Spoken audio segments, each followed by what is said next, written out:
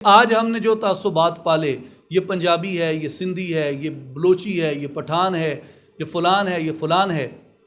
حضرت سلطان باہو رحمۃ اللہ علیہ آپ اس خطے کے واحد بزرگ ہیں جن کا جو لقب مبارک ہے وہ سلطان العارفین ہے۔ یہ تاریخ تصوف میں دو لوگوں کا ہے، ایک حضرت بایزید بسطامی رحمۃ اللہ علیہ کا ہے، سلطان العارفین بایزید بسطامی، اور دوسرا حضرت سلطان باہو رحمۃ اللہ علیہ کا ہے، سلطان العارفین حضرت سلطان باہو۔ الازہر میں کام ہوا ابن الفارد کے اوپر، جو عربی کے بہت مشہور ان کا قصیدہ خمریہ ہے، اور اس کے علاوہ بھی ان کے کافی ادبی کام ہیں، لیکن شہرت ان کی قصیدہ خمریہ کی وجہ سے ہے۔ ان کو سلطان العاشقین کہا جاتا ہے۔ تو وہاں جو مقالہ نگار تھے ان کی ایک پاکستانی سے ملاقات ہوئی ہے۔ مجھے الازہر کے ایک اسکالر نے بتایا ہے کہ انہوں نے ان کو کہا کہ پاکستان کے اندر بھی ایک شخصیت ایسی ہیں جن کا لقب ابن الفارد کی طرح سلطان العاشقین ہے، اور وہ حضرت سلطان باہو رحمۃ اللہ علیہ ہیں۔ اب میں اس سے یہ اخذ کرتا ہوں کہ یہ پورا خطہ، یعنی پنجاب، سندھ، بلوچستان، KPK، کشمیر، حتیٰ کہ افغانستان کے اندر آج یہاں بارڈر ہے، لیکن جب ہندوستان متحدہ تھا پورے ہند کے اندر حضرت سلطان العارفین سلطان باہو رحمۃ اللہ علیہ کا تعارف تھا۔ ہمارے ہاں یعنی یہاں مسلم انسٹیٹیوٹ میں ڈاکٹر افسر راہبین تشریف لائے افغانستان سے، تو انہوں نے دیوان باہو پہ اپنا مقالہ پڑھا، تو ان سے میں نے پوچھا کہ آپ نے دیوان باہو کہاں سے خریدی ہے؟ انہوں نے کہا کابل میں عام ملتا ہے۔ تو یہ شخصیات کسی تاجکستان کے سفیر محترم یہاں ایک مرتبہ ہماری اسی کانفرنس میں تشریف لائے تھے۔ اس کے علاوہ 2-3 اسکالرز مختلف یہاں آ کے وہ حضرت سلطان باہو رحمۃ اللہ علیہ کے حوالے سے اپنی نگارشات پیش کر چکے۔ اب یہ آپ دیکھیں کہ ان کی جو ایکسیپٹنس ہے وہ اکراس دا بورڈ ہے، اکراس دا کلچرز ہے، یعنی افغانستان اور انڈیا یا دکن یا ان علاقوں کا، یہ پنجاب کا آپ کلچر دیکھیں بالکل ڈیفرنٹ ہیں، لیکن جو ان کی ایکسیپٹنس ہے یہ ان کلچرز کو برج کرتے ہیں۔ پھر حضرت سلطان باہو رحمۃ اللہ علیہ کی اگر مقبولیت صرف پنجابی زبان سے تھی کہ جی ان کے ابیات ہیں، تو مجھے کل ڈاکٹر رفیقی صاحب نے بتایا کہ وہاں چمن میں ان کے گاؤں میں ایک شخص رہتے تھے، ان کے گھر میں جب کبھی کوئی مشکل ہوتی تھی تو اس شخص کا نام ہی لوگوں نے حق باہو رکھا ہوا تھا۔ وہ جو کچھ ہوتا تھا، کوئی نظر نیاز، کوئی کسی نے ختم دیا دلوانا ہے، تو وہ کہتے تھے کہ یہ حق باہو کے گھر میں دے آؤ۔ حالانکہ وہاں ہماری فیملی میں سے تو چمن میں کوئی نہیں رہتا، ایک فیض کا سلسلہ تھا، لوگوں کے اندر ایک اس چیز کی ایکسیپٹنس تھی۔ آج بھی آپ دربار شریف پہ جائیں، آپ کو ہر آئیڈینٹی کے لوگ ملیں گے، پختون ملیں گے، بلوچ ملیں گے، سندھی ملیں گے۔ یہ مترجم بیٹھے ہیں جنہوں نے حضرت سلطان باہو رحمۃ اللہ علیہ کی کتب کو اب انگریزی میں بہت جدید انداز میں ٹرانسلیٹ کیا ہے، خان صاحب، یہ کشمیری ہیں۔ تو اگر آج کے جو تعصبات ہم نے پال رکھے ہیں، یہ تعصبات آج سے 50 سال پہلے ایگزسٹ نہیں کرتے تھے، اور اگر یہ تعصبات ایگزسٹ کرتے ہوتے تو پٹھان کا کیا لگے کہ پنجاب میں مدفون ایک بزرگ کی زیارت کو آئے، یا بلوچ کا کیا لگے کہ وہ وہاں سے سوئی سے یا خزدار سے یا لسبیلا سے وہ پیدل چل کے حضرت سلطان باہو رحمۃ اللہ علیہ کی مزار اقدس کی زیارت کے لیے آئے۔ آپ کے علم میں ہے کہ یہ کلچر تھا یہاں کا کہ لوگ بزرگان دین کی حاضری کو اپنے لیے سعادت سمجھتے تھے۔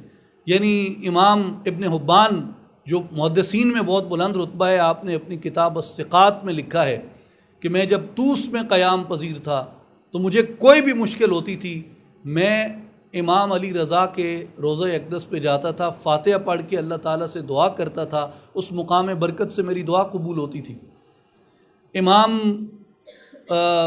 خطیب بغدادی نے جو اپنی تاریخ بغداد لکھی، معرکۃ الآراء کتاب ہے ان کی علم الحدیث میں، اسماء الرجال میں، آپ نے لکھا ہے کہ امام شافعی رحمۃ اللہ علیہ جب بغداد کے اندر قیام پذیر تھے تو امام شافعی کہتے ہیں کہ مجھے کوئی علمی عقدہ پڑ جاتا تھا تو میں بغداد میں امام ابو حنیفہ کی قبر پہ جاتا تھا اور اس کے قریب میں فاتحہ پڑھتا تھا اور اس مقام برکت سے دعا کرتا تھا، تو میری دعا ہاتھ ابھی نیچے نہیں آتے تھے کہ میری دعا قبول ہو جاتی۔ یہ امام شافعی رحمۃ اللہ علیہ کا قول۔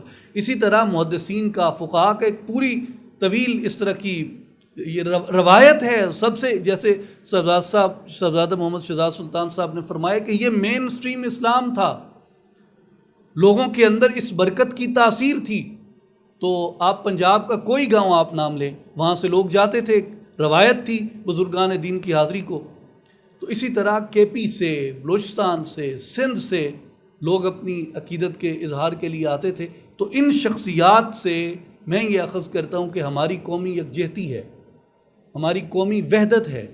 آپ یہاں دیکھیں ڈاکٹر اشوک کمار کھتری صاحب تشریف فرمائیں، کل انہوں نے مولانا رومی پہ اور حضرت سلطان باہو پہ اور شاہ عبد اللطیف بھٹائی پہ جو عشق افروز مقالہ پیش کیا، عشق افروز مقالہ پیش کیا، ان کا تو مذہب اسلام نہیں ہے، ان کا تو دھرم مختلف ہے۔ کیا چیز ہے جو ڈاکٹر اشوک کمار کھتری کو سلطان باہو سے جوڑتی ہے؟ کیا چیز ہے جو ان کو شاہ عبد اللطیف بھٹائی سے جوڑتی ہے؟ کیا چیز ہے جو ان کو مولانا جلال الدین رومی سے جوڑتی ہے؟ تو اس خطے کے اندر، جس میں آج ہم سب کانٹیننٹ کے اندر آج ہم موجود ہیں، 20-22 کروڑ ہم یہاں ہیں، کوئی 10-12 کروڑ بنگلہ دیش میں ہیں، 30 کروڑ کے قریب ہم ہندوستان میں ہیں، تو ملا کے بمشکل پونا ارب کے قریب پہنچتے ہیں۔ تو آج بھی ہم سب کانٹیننٹ کی کوئی میجورٹی کمیونٹی تو نہیں ہے۔ میجورٹی کمیونٹی تو یہاں کا وہ لوکل دھرم ہے جس کو 16ویں صدی میں یہاں پہ ہندو دھرم کہنا شروع کیا گیا۔ اس سے پہلے تو اس کا نام ہندو دھرم نہیں تھا، 16ویں صدی سے کہنا اس کو شروع کیا گیا۔ تو میجورٹی تو وہ ہیں، لیکن آج بھی آپ درگاہ اجمیر شریف پہ چلے جائیں، وہ مجھے ایک بزرگ واقعہ سنا رہے تھے، کہتے ہیں کہ میں وہاں اجمیر شریف گیا تو وہاں میں نے بڑی حیرت سے دیکھا کہ وہاں سردار جی بیٹھے تھے۔ تو ان سے میں نے کہا سردار جی آپ خیریت سے یہاں؟ انہوں نے کہا جی بابا جی کو اعتراض نہیں ہے تو آپ کو کیا تکلیف ہے؟ میں آپ کے پاس تھوڑی آیا ہوں، میں ان کے پاس آیا ہوں۔ آپ دلی میں چلے جائیں حضرت نظام الدین اولیاء کے ہاں، وہاں جس قدر مسلمان جاتے ہیں اسی قدر دیگر مذاہب کے لوگ اپنی عقیدت سے، احترام سے جاتے ہیں۔ ایک اس کا اسپرچول ایسپیکٹ ہے اور وہی ڈومیننٹ ہے، لیکن اس کے ساتھ ایک کلچرل امپیکٹ بھی ہے اس کا۔ ہم نے اس خطے کی خدمت کی ہے، ایسی بات نہیں ہے۔ اس خطے کو ہم نے بولیاں دیں، اس خطے کو ہم نے زبان دی، اس خطے کو ہم نے طرز تعمیر دیا، اس خطے کو ہم نے رنگ دیے، اس خطے کو ہم نے خطاطی دی، اس خطے کو ہم نے موسیقی دی، اس خطے کو ہم نے آلات موسیقی دیے، اس خطے کو ہم نے مصرے دیے، اس خطے کو ہم نے بولیاں دی، اس خطے کو ہم نے شجاعت دی۔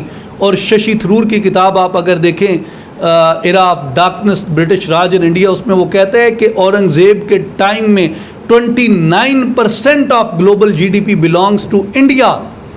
یہ ہم نے اس خطے کی خدمت کی ہے۔ تو لوگ جو ہیں یہ ان صوفیاء سے، یہ ان بزرگوں سے جو محبت رکھتے ہیں وہ بلا وجہ کی نہیں رکھتے، اس کی ایک وجہ ہے کہ محبت ایسی بولی ہے، محبت ایسی بولی ہے جس کو گونگے بول سکتے ہیں اور بہرے سن سکتے ہیں۔